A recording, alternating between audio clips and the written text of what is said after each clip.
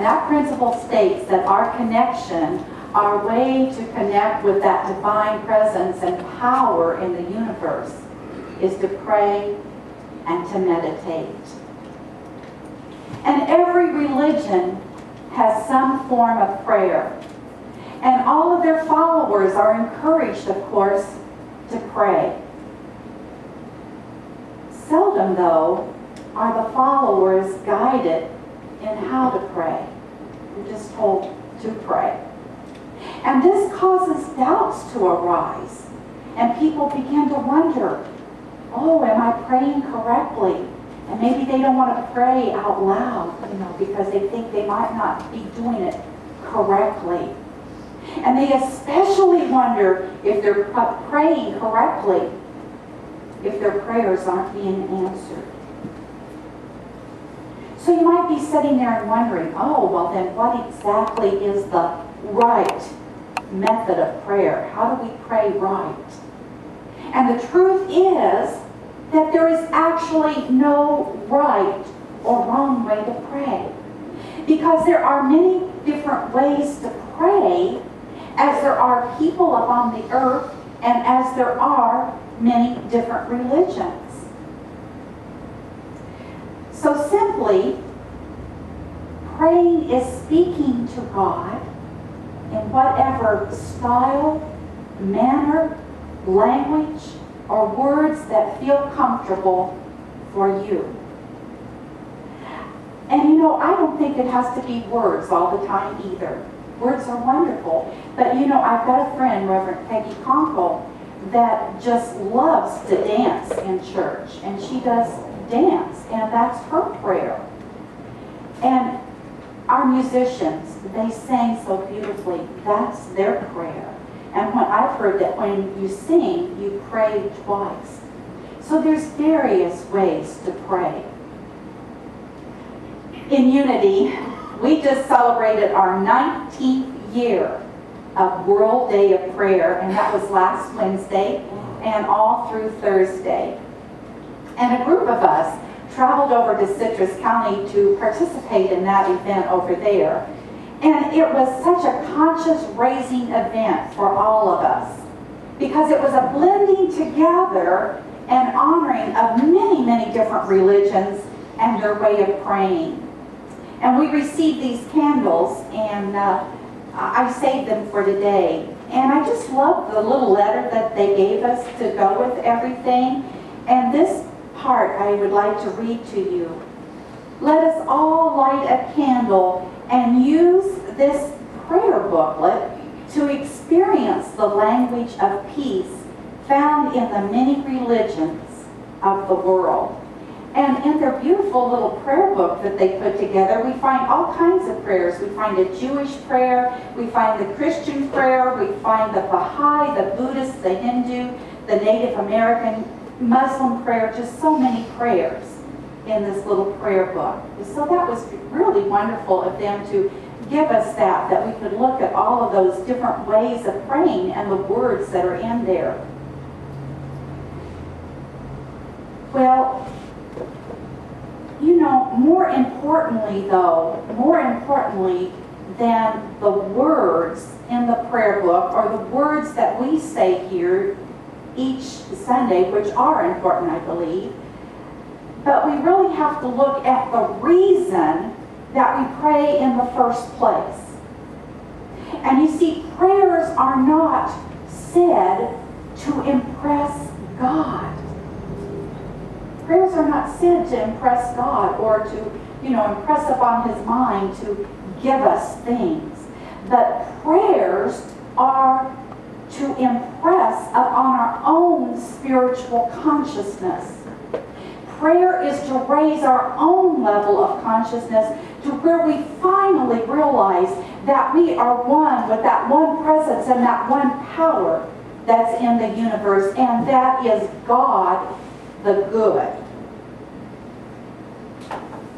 So to deeply connect with this God energy is to realize that the words that we say are not the most important thing in the world. This is it. This is it.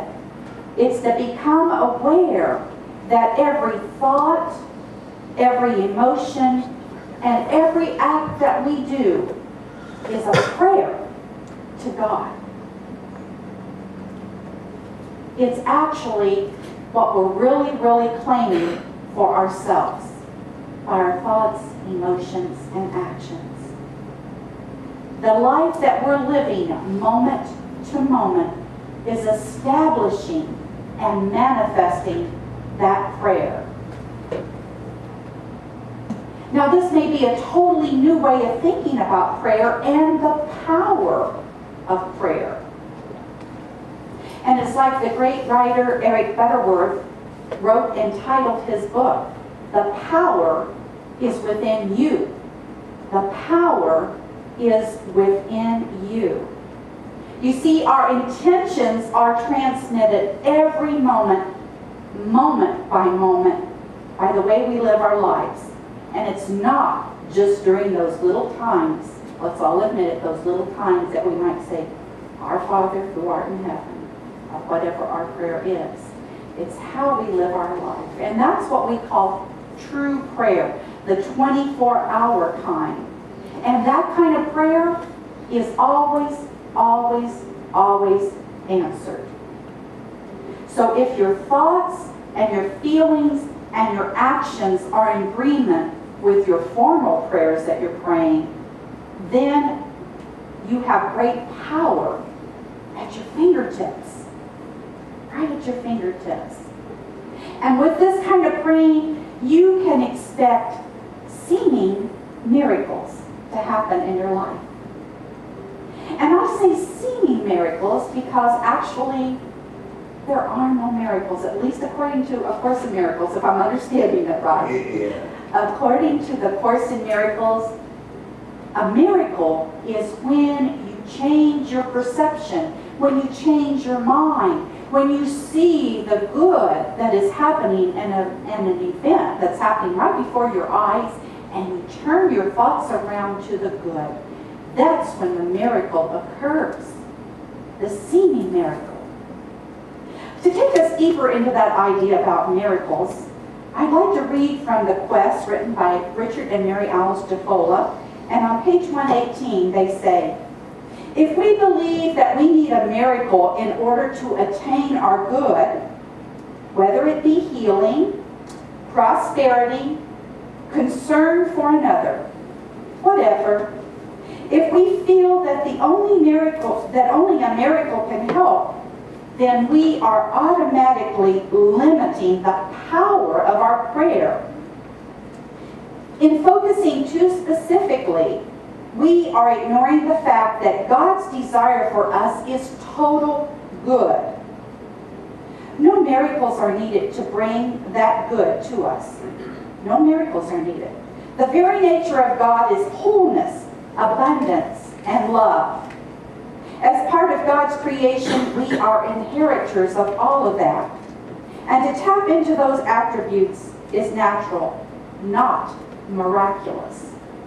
So what the Jafolas are saying is that as we connect with that God mind, we know those attributes of God are abundance and love. And then we also have those attributes within us. And as we connect further and further, those attributes are brought out in our daily life. Love, wholeness, prosperity. And that's when the seeming miracles occur, when our lives work in divine order, when our lives flow. Still, you might be saying, "Well, I've prayed a lot though, and my prayers just don't seem to be answered. What's wrong?" Well, true prayer isn't asking God to change universal laws just to suit us. Nor is prayer begging God to give us something that we want or something that we want taken away from us. It reminds me of a little joke. Maybe it's not a joke so much. I was thinking about movie night the other night and how we were talking. There was once this woman that prayed for a man in her life. And she prayed and prayed and prayed. And guess what? A miracle happened, and a man came into her life, and she was just so happy. She was so happy and thanking God and blessing God for this miracle that came. And that lasted about 2 weeks. And then she was down on her knees praying, "Oh God, please take this man out of my life. He's driving me crazy." Well, so from that little joke, you might be thinking, well, am I not to ask for things like a relationship? Am I not to ask for things like maybe a new car, a new house, a new job, a new whatever, a thing? And no, that's not it.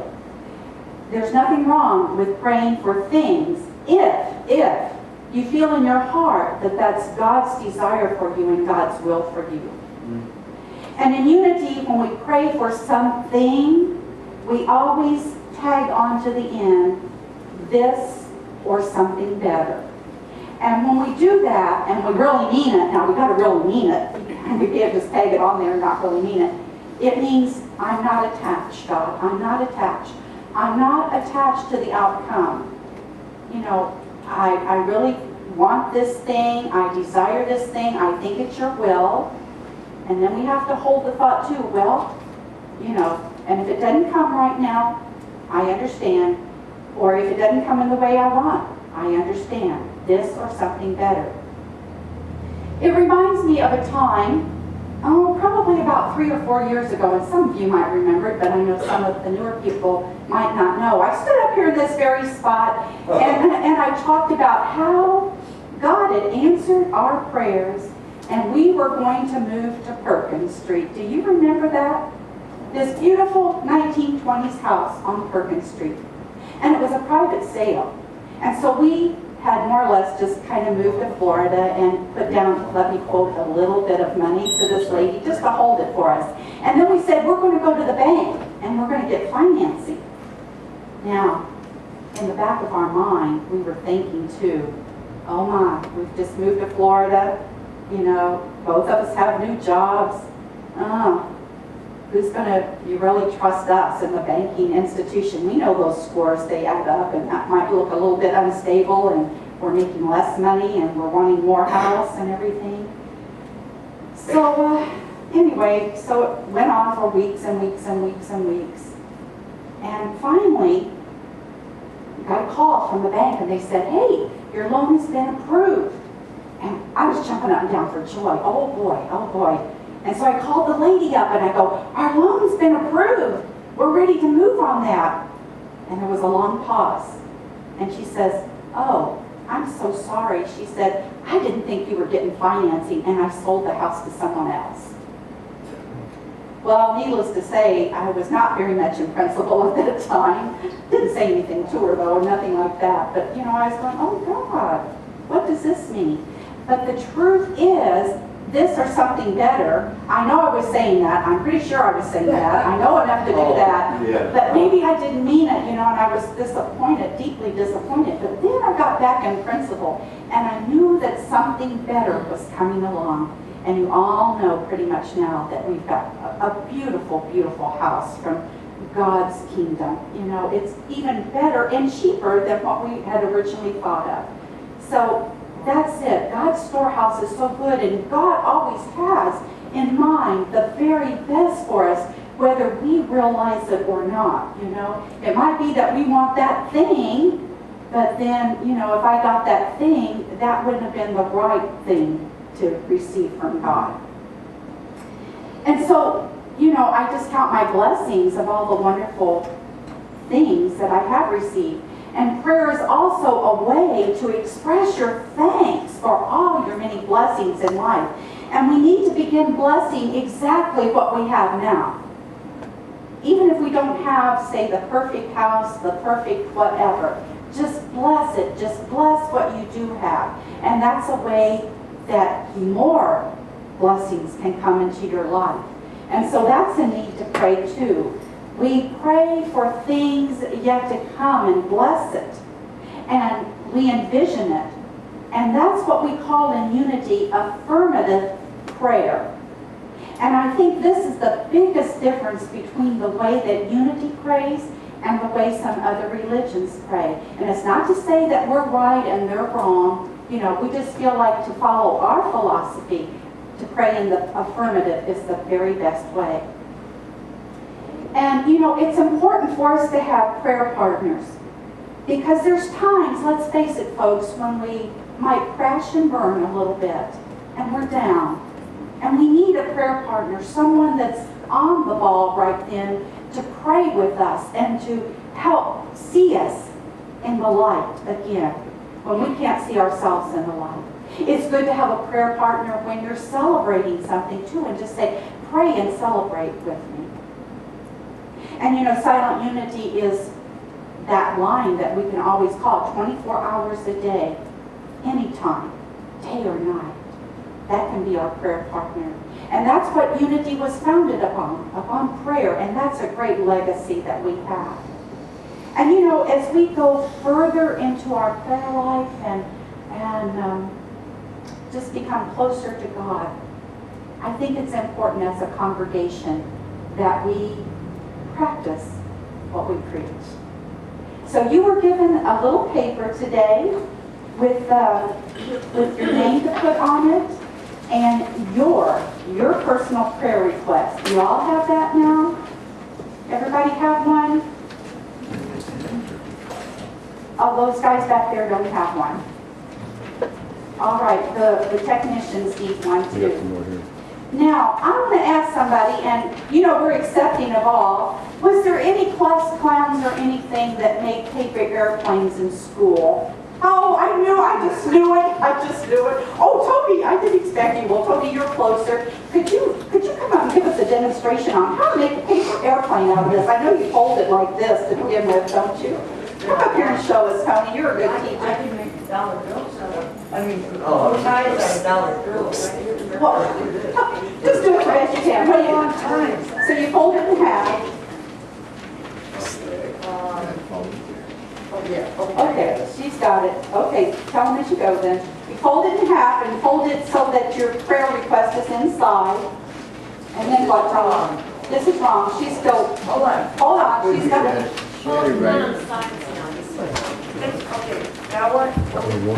Come up here then and show us. She's better. She's better. Let her do it. Okay, show them. All right, Tony got you this far. Now you're gonna open up your Oh, page that's it, yeah. and fold it down to the like this way. That's gonna make your waist. And I'm not guaranteeing that they're gonna fly. Well, hey, you're sure that we envision them flying. There we go. That's our miracle. That's our singing miracle. That's our singing miracle. Thank you. Now I got it. Now we got it. So we got our plane, don't we? Okay, everybody stand up now. If you got your plane, stand up. Okay, if you need some help, some people will help you. And stand up and turn and face the center aisle. We'll help out anyone that's not got their airplane made. I guess we can.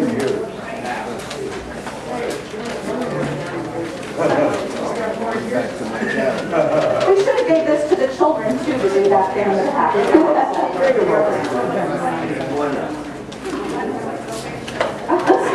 That's it, our space shuttle. Isn't that cool? You didn't know you were going to make paper airplanes. Didn't you always want to do that in school and you wanted to? Anywhere. Okay, we're gonna face the center now. Face the center, everyone. I still see some people working though. We'll wait for some people that are working on their airplanes. We got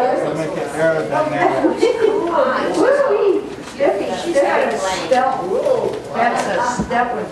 That's a step one. Oh. And we got the other one. Remember your color also. Remember your color that you've got. Now, guess what we're going to do? We're going to fly our airplanes. So let's take off and fly our airplanes. Woo! All right, pick up an airplane. Pick up an airplane. Let's fly them again. Let's fly them again.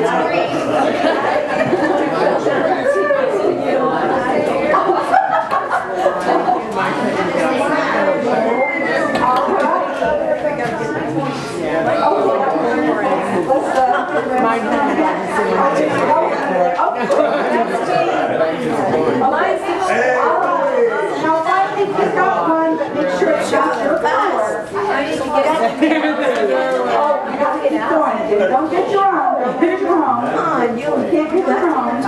Can you throw that thing so I can have it? One. If you want to pray for somebody, I need to get one of the planes, I can't. Oh, I made mine, mine's out there, I need a pink one. Go ahead and throw it. I need a pink one. now then you can sit down with your paper airplane with one that's not It's just the same color as yours. Oh. It's supposed to be the same color as yours. There's some, I see, yeah, there's some, okay. I'm pink, I need a pink one. Here's a pink one. Well, different color. You need different color. Now then, sit down with your paper airplane. Somebody's without one. Oh, some in the back, the guys don't have one, the technicians. Purple one, you want to switch? I'll take a pink. Okay. Now then, sit down, I'll explain later what we're doing with these paper airplanes then, okay? Everybody got one? I see she's got an extra one here. Okay. Now then, we're going to keep it quiet, but you're going to open this up and see whose name you got. And what you're going to do, you're going to silently, if you so choose, be their prayer partner and pray these next 2 weeks for their request. And if you choose to, you can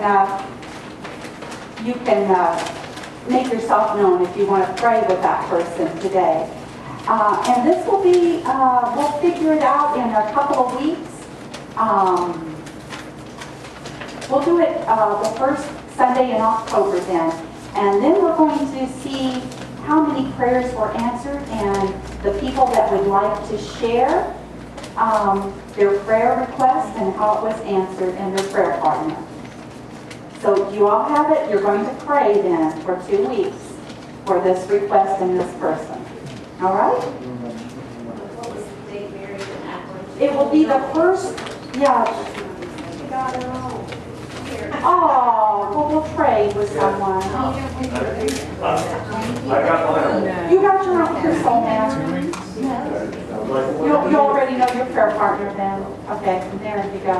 All right, so everybody got it. We're going to pray for the person and for their need.